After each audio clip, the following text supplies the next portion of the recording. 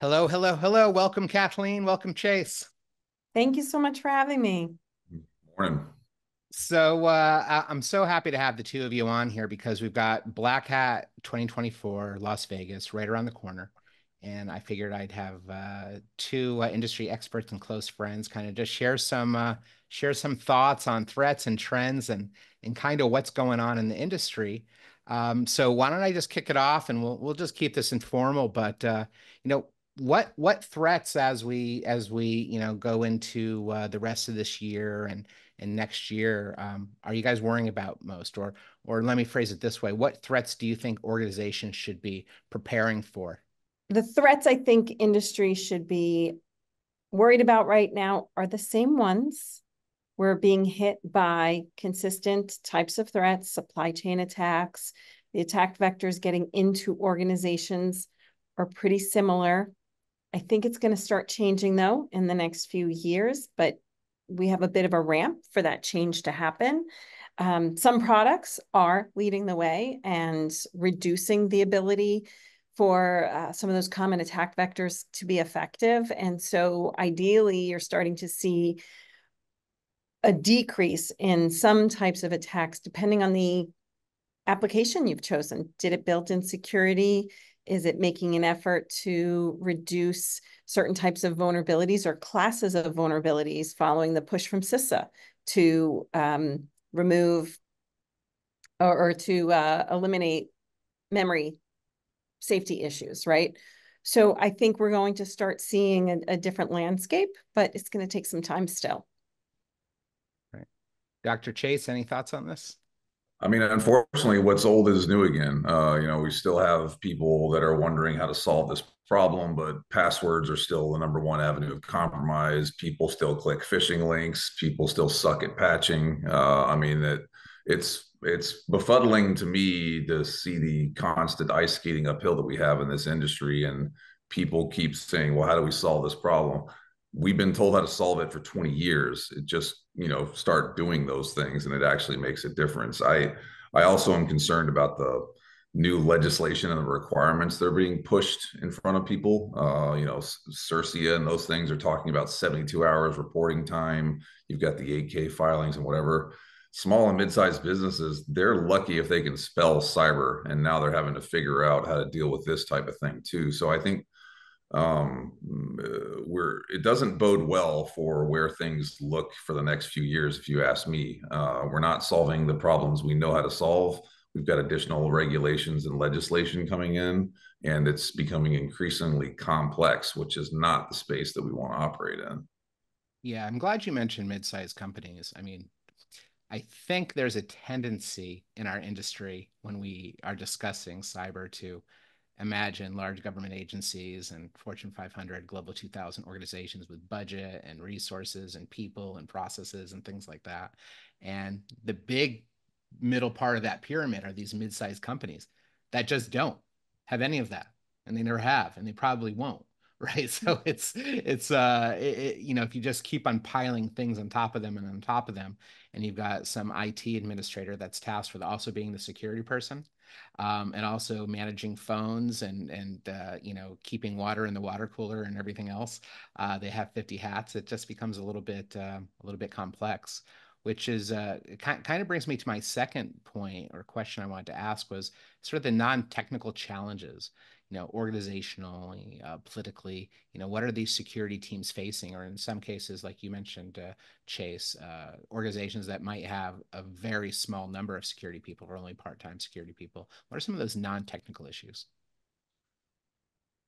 Well, big one, I think geopolitical environment continues to prove that cyber is the bridge between espionage and conflict. And everybody that has I talk with all these small, mid-sized businesses, state and local, where they say, oh, well, why would I be a valuable target for X, Y, and Z? It's because you're online that you're a valuable target. They don't care about you. They're using you to get to something else. You have connections and networks and those types of things that give them access. So I think that that's the biggest one for me is to hopefully get it to where the people that continually kind of say, oh, well, I'm not a junk,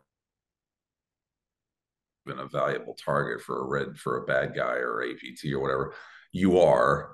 If you look at the trends over the course of the last few years, it's not even the enterprises that are getting compromised. It's the vendors and third parties and small businesses that provide access that are getting compromised. So, accept the reality and quit deluding yourself about that you're not a valuable target. That's what needs to happen at the small sort of people level, if you ask me. Yeah. The So, audacity of being connected, right? Uh, Kathleen, thoughts on that? a million. So as the former CTO for Center for Internet Security, I had the opportunity to support the state, local, tribal, and territorial organizations and really get intimate in terms of their concerns.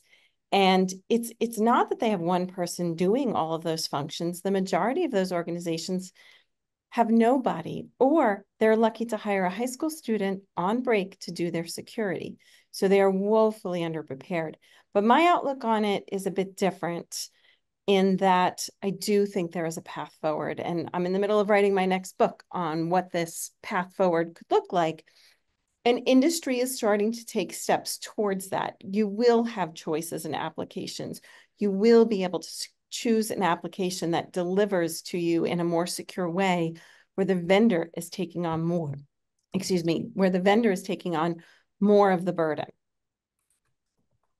Yeah, we've talked about this in the past, Kathleen, about vendors having to, step up, or vendors have to, increasingly be not just security aware, but make it accessible to the end users, make it more user friendly. I don't know if there's going to be an easy button, but certainly the levels of complexity that keep on being tacked on again to these smaller organizations, like you said, some of these tribal organizations are small orgs that maybe they have a part-time intern or something like that. It's crazy to think in this day and age that an organization could even survive with that. But I was talking to a financial services company just the other day, financial services company that had a relatively large breach, and they're a mid-size, they're not a huge one, but they didn't even have a dedicated security team in Right. 2024. A financial services company without a security team. I just Sounds illegal to me. I'm just saying, like, Well, I think what should be illegal is what we've done to these organizations. They go to purchase a business application and then they have to get 10 layers to put on top of it. That really should be what's illegal. Yeah. And I think my perspective, not a lawyer, but the board members of that financial services company, I think it's their fiduciary responsibility to ensure that the organization is investing in these areas as well, and to make them operate or disallow them from operating without a team that can address the issues is silly. Long story short, for this group, they were actually breached. They had a pretty major breach. Then they went out and hired a team, and then they told that team to go out and buy a bunch of tools. The most reactionary response you can think of. And I guess it's good that they're making a change, but these are the stories you heard about like in the early But 2000s. And Chase, to your point, everything old is still an issue today, and we just really haven't made as many strides as I think we would have hoped by this point in time, for right. sure. And you're right, that is the current reality. And I'm an optimist. I do think there will be change because I think there has to be. Yeah. But that is the reality. You need a security team right now. You need 10 tools and you need a staff to manage it. Yeah. Well, on that note, let's talk a little bit about tools, because I had an interesting conversation, or actually a group of interesting conversations over the last few months. So, vulnerability assessment tools and scanners have been around since the dawn of our industry. I remember cutting my teeth on Dan Farmer's Satan tool, which I think was Yep. Security Administrator Tool for Analyzing Network was the acronym. ISS, the free and then the paid for version. Tone Loc from the war dialing. I mean, there was always scanners. There's always stuff to help you find vulnerabilities, and that has kind of progressed through time. Qualys, Rapid7, Tenable. We're all familiar with those companies and the value they add. But what I'm seeing now is the reason you have these tools is to identify devices and the vulnerabilities on those devices, the CVEs, the CVSS scores, so on and so forth. It's kind of the core of it. And they do other things, but I would say that's probably the mainstay. But now we're getting CVEs from all these endpoints. So you might have CVEs that you're pulling from your CrowdStrike agent, from your Automox agent, from your Carbon Black, from all these different sources. And it's piling up and you're getting all this data. And customers are starting to say, well, I've already got all this data from my endpoint. and the agent's already there, so it's probably getting more or better or deeper information that I would get from an external vulnerability scan anyhow. Do I still need a vulnerability scanner? And it was interesting because I never even thought about the idea like, are vulnerability scanners dead? Is there a still need? Or is their value proposition going to change to be more of a discovery tool to find those devices that don't have those endpoint agents on them, like printers, security cameras, critical infrastructure devices such as OT, PLC type devices, things where you can't install that? Or is it just going to morph into something else? So I wanted to pose that question to the two of you. I guess, are vulnerability scanners dead, or are they dying, or where do they stand? Because again, it's been such a pillar of our industry for so long. Kathleen? Sure.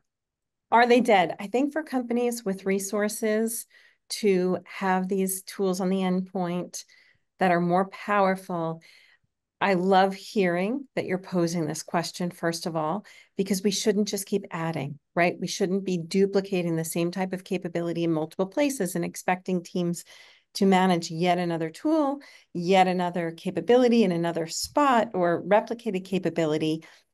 So for those organizations, I would love to see research proving out that they're not needed. But I think we need some published papers with some good research backing that hypothesis, right? So if you can adequately show that they are replaced if you have these other tools, that's fantastic. And then for organizations who can't afford the per seat, right, within their organization, they may still need a vulnerability scanner, or it might serve as a checkpoint for an assessment when you create your image, or just some validation that you've caught all of the problems, when you're deploying infrastructure. So you might be using a scanner on one system that's replicated across your architecture rather than all of them. Or if you have lower resources, you might still be using them. I think I always look at stuff from the red team perspective, like you, Brian, right? Is like I never used a scanner to kind of give me my avenue of compromise. I always just used it for discovery and then figuring out where I was going to prioritize my resources. Like if I saw something that vomited back admin, like, okay, game over. I think that that's kind of where the vulnerability scanner stuff needs to go, is that really it is prioritization of avenues of compromise, config checks, misconfig stuff. And then personally, I think that there's more value in focusing on having endpoint anti sort of vulnerability scanners that are in place, because that's typically where you have things go awry.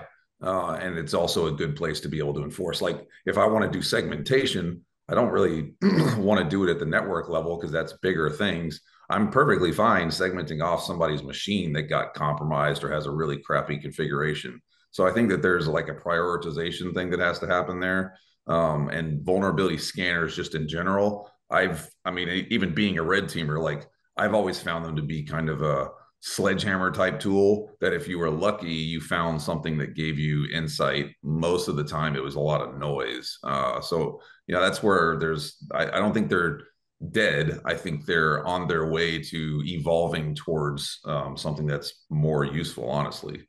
Yeah. No, I like that point because I know it's splitting hairs a little bit, but I feel like we're moving from vulnerability assessment to maybe vulnerability management. It's going through that level of maturation. It's being more integrated with your patch management, your configuration management, identity management, segmentation, zero trust, all these other things that we want to know are important to fold in. And at Sevco, our perspective on this, again, we're very neutral. If you want to integrate Sevco's asset intelligence platform with Tenable, Qualys, Rapid7, any of those players, please do, and we'll pull in the CVEs. But we're also already pulling in so many CVEs from all these endpoint agents that the customers are like, do I really need to leverage it? And the question to Kathleen's point earlier, it depends on your organization, the maturity of your organization, the access to resources you have, what you plan on doing, those usage scenarios. What I like, and I like to tell folks, is if you have an asset intelligence platform, you can get to that vulnerability and exposure management. So yes, I have these CVEs, and yes, these are the CVSS scores. Wherever I got those from, great. But in addition to that, I can tell you, do I have my EDR installed? Yes or no. Has it communicated with the management console? Yes or no. Am I missing my backup EDR? Am I missing my segmentation solution? All these other variables that you wouldn't necessarily get from that. And then add in application information and identity information, and all the other things you mentioned as well, Chase. And it kind of gives you this much broader risk-based, I guess, approach that's a little bit more evidence-based instead of assumption-based, and just say, here's a big list of vulnerabilities that you've discovered on the network, go out and fix them. Now I have better prioritization. And I think that's kind of where we're heading. It's like, my job's not getting smaller, so I need smarter tools. I need better prioritization. Where can I focus? I might have even fewer people than I used to have, and more limited resources. How do I still address this? And I think that's going to be one of the trends. You know, automation's been a big thing. We've all talked about that forever, and there's all these other things to make our jobs faster, better, less expensive. But I think this is going to be one of the big drivers that I see over the next, few years. And it's just coming up everywhere now, this conversation. I mean, low hanging Yes. fruit is low hanging fruit. Like I find this to be pretty inexcusable for most orgs. Like, why are these basic things still eating you alive? You've got capabilities, and to Kathleen's point earlier, I think that security technology's been pretty democratized and made pretty easy and all arguably idiot proof. So why it's not everywhere still confuses the heck out of me. Oh, we'll have to chat later on that. I could give you a lot of insight. I think there's a lot more to be done, and we've been meeting the needs of one market and not another.